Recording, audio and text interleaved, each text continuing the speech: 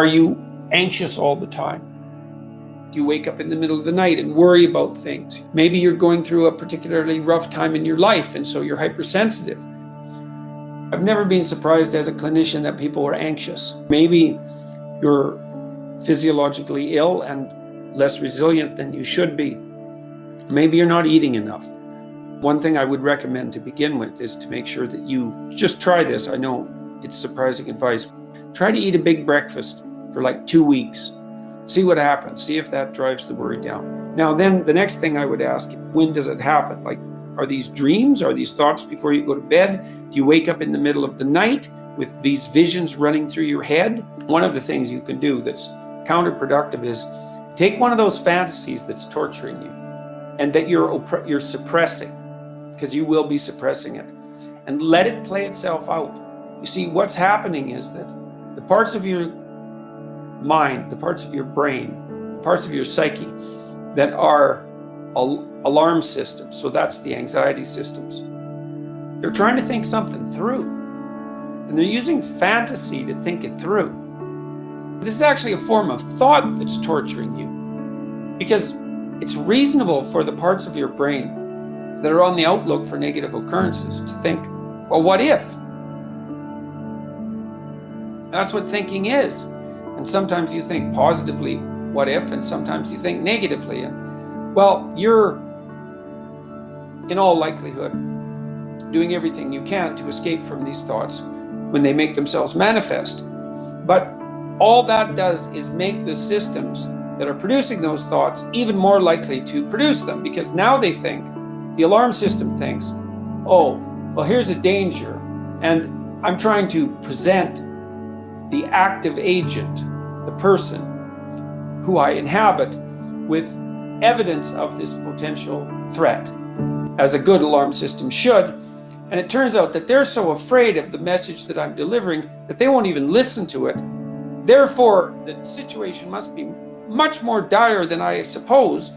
I'm going to have to amplify and increase the emotion of my statement and the repetitiveness of the thought.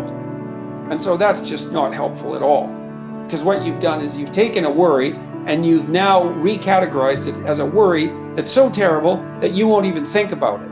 And so now the alarm systems think that you're being chased by he who can't be named. That's a good way of thinking about it, and a good allusion to something popular in culture.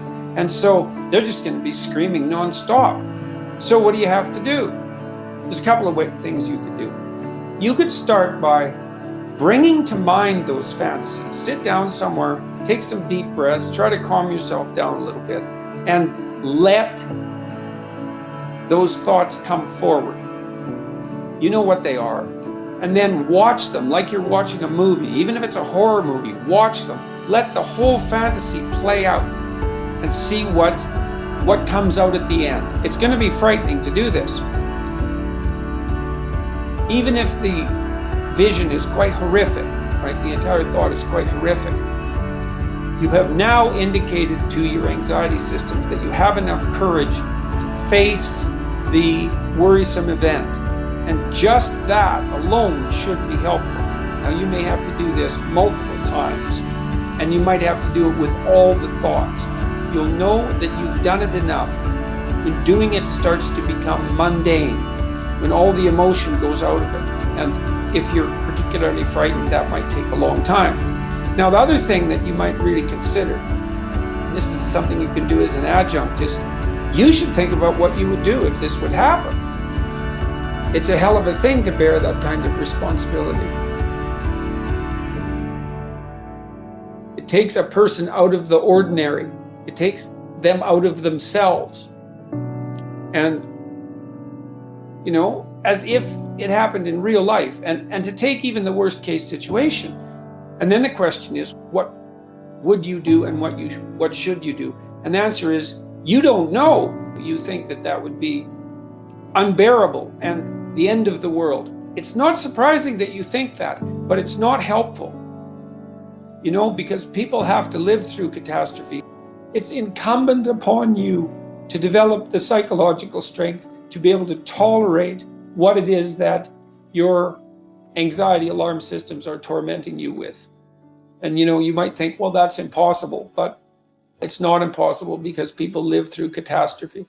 And they do that in large part by discovering that there are darker and stronger forces within them than they might be willing to appreciate. And that one of the consequences of integrating those forces is that you have the strength and the cruelty, in some strange sense, to endure, to dare continue to live, even if the unthinkable happens. And it's no simple matter to think of that as a moral step forward, but people are called upon to be strong, and strong in the face of the worst catastrophe. Your psyche is tormenting you with precisely that. It won't let you go. It'll shake you like a dog shakes a rat. It won't let you go until you deal with it. You deal with mortality.